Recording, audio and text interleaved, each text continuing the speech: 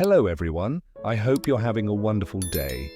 Today, we're going to explore a shocking and emotional story where a man is found unconscious after a brutal robbery, and the woman who discovers him must face her past to save his life. Will Tuna be able to protect Alex when he needs her most? If you find this story interesting, don't forget to subscribe to the channel so you won't miss any of our upcoming videos. Tuna comes back from the market just as the afternoon light starts to fade. Her basket is still warm from the sun, vegetables shifting softly with each step. She's already thinking about dinner, about the quiet rhythm of the farm, when something ahead on the roadside makes her slow down. At first, it doesn't register. A shape, a car pulled at an odd angle. Then she sees him. Alex is lying there, motionless. For half a second, her mind refuses to accept it. She takes another step, then another, and the world seems to tilt. His face is swollen, blood-dried and fresh at the same time, one eye nearly shut.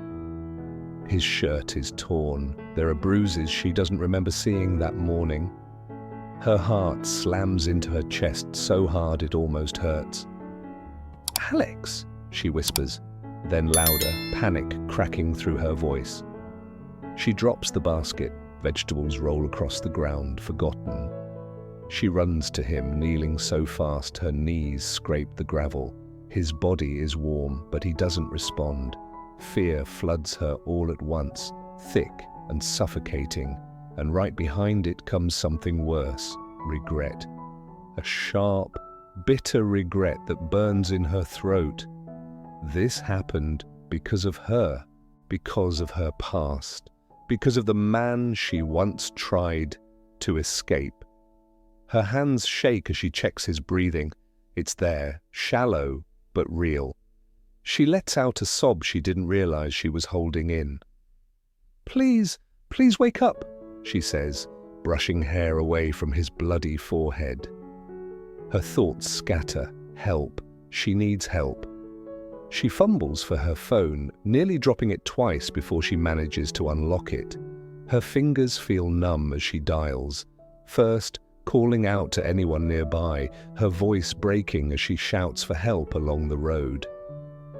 Then she calls the police. Her voice trembles when they answer. Words spill out too fast, overlapping, raw with fear. She reports the robbery, the assault, her location. She can hear how different she sounds, how she's shifted from an ordinary woman coming home from the market into someone desperate, terrified of losing the person in front of her. She keeps glancing at Alex as she talks, afraid he'll stop breathing if she looks away for too long. The police tell her to stay calm, that they're on the way. She nods, even though they can't see her. Calm feels impossible. Every second stretches like a lifetime. When the police arrive, the sound of the siren cuts through the air like a blade. Relief hits her so hard her legs feel weak. She waves frantically, guiding them in. As they ask questions, her mind snaps into focus in a way that surprises even her. She recognizes the attacker. It's her ex-husband. Saying it out loud feels like reopening an old wound. Her jaw tightens and her hands curl into fists as she describes him, his face, his clothes, the direction he ran. Her voice steadies not because the fear is gone, but because something else has taken its place. Determination. A fierce hope that this time he won't escape. Nearby, Alex's car sits tilted at the edge of the road, one door dented, the angle all wrong. The image hits her hard. That car, usually a symbol of his strength, his reliability, now looks broken, helpless, just like him. For the first time, she truly sees the reversal. Alex has always been the one protecting her, standing between her and danger, never asking for anything in return. And now, here he is, unconscious on the roadside, needing her. The realization changes something deep inside her. She leans over him again, cupping his face carefully, her voice dropping into a low, warm tone she usually saves for moments of quiet comfort. "Alex, it's me. Tuna, you're not alone. I'm here." She gently shakes him, careful not to hurt him more. Tears slip down her cheeks and land on his shirt. Along with the fear, anger begins to rise. Anger at her ex-husband, at the years of harm, at the way he keeps reaching into her life and destroying whatever peace she tries to build. "I hope they catch you," she whispers bitterly, not sure if she's talking to Alex or to the man who ran away. "I hope this ends today." The wind picks up along the mountain pass, cold and restless. It whistles through the trees, making the road feel even more isolated. Standing there, Tuna feels small against the chaos, but she doesn't step back. She stays, steadying Alex, answering the police, doing everything she can. This is her turning point. She's no longer just a victim of the past. In this moment, she becomes a rescuer. Every call for help, every word she speaks feels like a vow to protect Alex the way he once protected her. As paramedics begin to help Alex, Tuna stays close, her hand never leaving his. Fear, regret, hope and pressure twist together inside her, but underneath it all is something new and unshakable: attachment. A bond that has grown quietly and now reveals itself in the middle of chaos. Not far away, the chase is already unfolding. Mr. Kia runs through narrow village alleys, his breath coming in harsh, desperate gasps. His footsteps pound against the ground, echoing off the walls like a frantic heartbeat. Every turn feels tighter than the last. The alleyways close in on him, shadows stretching and twisting, as if the village itself is rejecting him. Police shouts cut through the air. "Stop! Police!" He doesn't listen. Fear drives him forward, but his strength is fading. His lungs burn, his legs feel heavy. He tries to duck behind a stack of crates, pressing himself into the darkness, hoping, irrationally, that he can disappear. But the sound of boots surrounds him, flashlights snap on, beams of white light pinning him in place. For a moment he tries to resist, weakly pushing back, shouting incoherently. It's useless. Hands grab his arms, force them behind his back. The cold click of handcuffs echoes in the alley. The narration of this moment feels slow, heavy, deliberate. This is the shift, from running free to being caught, from chaos to consequence. As the police escort him toward the station, something flickers in the air. Hope. Not for him, but for the people he hurt. For Tuna. For Alex. For the end of a long chain of violence. The alley, once dark and suffocating, now feels like a place of judgment. Shadows cling to the walls, symbolic of the sins that can no longer hide. The officers' faces are set with determination. Mr. Kia's head hangs low, despair settling in as the reality of capture sinks in. Chaos and order collide here, and for the first time in a long while, order begins to win. The pursuit reaches its end not with triumph, but with accountability.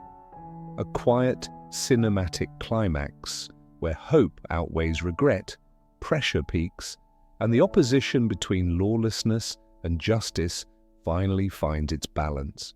Part 2. The police station feels heavy the moment Mr. Kia is brought inside. The air smells faintly of old paper and metal, and the walls seem to close in as the door shuts behind him. He's led to a small room where an old wooden desk sits under a yellowish overhead light. The light casts sharp shadows across his face, making him look older, smaller, stripped of whatever confidence he once had. He sits down slowly, shoulders hunched, eyes fixed on the floor. Across from him, the officers take their seats. Papers are stacked neatly on the desk, but the weight they carry is anything but light. One officer opens a file and begins to speak, voice calm but firm, each word pressing down like a stone. They list the crimes one by one: assaulting Alex, kidnapping and extorting Tuna in the past, today's robbery, resisting police orders during the arrest. Each charge lands with a dull, final sound. The pressure in the room builds thick and unavoidable. This isn't a conversation, it's a reckoning. Mr. Kea's hands tremble in his lap. At first, he tries to defend himself, muttering excuses under his breath: stress, desperation, bad luck. But the words sound weak even to his own ears. As the officers continue, something in him breaks. His voice shakes when he finally speaks clearly. He admits to it. All of it. The shift is obvious. The defiance that once fueled him drains away, replaced by fear and regret. He talks about mistakes, about anger, about how one bad decision led to another until everything spiraled out of control. He looks up once, eyes glossy as if hoping for mercy. But mercy is not promised here. One officer explains the consequences in a steady, measured tone. A 48-hour detention while the investigation continues. Potential sentencing ranging from 2 years to life in prison. Heavy fines that will follow him even if he ever walks free again. The words hang in the air, cold and absolute. Freedom and imprisonment now stand in clear opposition, and the future he once took for granted vanishes right in front of him. Mr. Kea's shoulders slump further as the reality settles in. The stacked papers on the desk seem to multiply, a visual metaphor for the weight of his guilt and the burden of the law closing in. This is the turning point, from a man who ran from consequences to one who can no longer escape them. As the officers stand and signal the end of the interrogation, Mr. Kea remains seated for a moment, staring at the desk. Hope fades from his expression, replaced by a hollow resignation. Regret dominates now, heavy and suffocating, as the opposition between evasion and accountability reaches its final conclusion. While justice tightens its grip in the station, life quietly continues elsewhere. Back at the farm, the atmosphere is completely different. Alex sits on a low wooden stool outside, his posture exhausted, his movements slow. His face is still swollen, patches of purple and red marking where he was struck. Every bruise feels like a visible reminder of what he endured. For her, Tuna stands nearby, her hands busy, but her eyes never leaving him for long. Guilt weighs heavily on her chest. She brings over a bowl of warm water, carefully testing the temperature before kneeling in front of him. "I'm sorry," she says softly, the words slipping out again and again as if repetition might somehow ease the pain. "You shouldn't have gone through this because of me." She takes a clean cloth and gently wipes the dried blood from his skin. Her touch is careful, almost reverent. Then she prepares hot eggs, wrapping them in fabric the way she was taught long ago, pressing them lightly against the bruises to help with the swelling. Her voice stays low and warm as she works, trying to soothe him the only way she knows how. Tears gather in her eyes, but she blinks them back, focusing on caring for him. Alex watches her quietly. Despite the pain, despite the fatigue pulling at his body, a faint smile appears on his lips. "Hey," he says gently, "I'm still here." She pauses, looking up at him. "You saved me," he continues. "If you hadn't found me, I don't know what would have happened." Her hands shake slightly. "I should have protected you." He shakes his head. "You did. You're doing it right now." The words reach something deep inside her. She exhales, the tension in her shoulders easing just a little. Alex thanks her, not just for the care, but for staying, for not panicking and running away. His psychology shifts in that moment, from pain and shock to warmth and gratitude. "I heard they caught him," Alex adds quietly. "If that's true, maybe this really ends now." She nods. "I hope so, I really do." A cool breeze moves through the farm, rustling the trees and carrying the scent of earth and grass. It feels like a breath of relief after a long storm.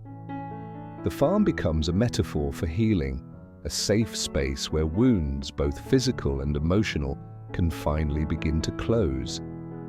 Inside the house, Tuna prepares food while Alex rests nearby. The simple sounds of cooking fill the air. The soft chop of vegetables, the hiss of oil in the pan. It's ordinary, comforting, grounding. This is another turning point. What began as fear and chaos slowly transforms into something else. Hope for the future. The danger that once hovered over them feels distant now, replaced by quiet moments and shared silence. When she brings him a bowl of food, she sits beside him instead of standing. Their shoulders almost touch. No dramatic words are needed. The intimacy of the care speaks for itself. The pressure that once crushed her chest begins to lift. Regret doesn't disappear completely, but it loosens its grip. In its place, hope starts to grow, fragile but real. Alex takes a bite, then looks at her. "We'll get through this," he says. "Together." She nods, finally allowing herself a small smile. Outside, the light fades into evening, painting the sky in soft colors. The opposition that once defined their lives, danger versus safety, fear versus trust, starts to resolve.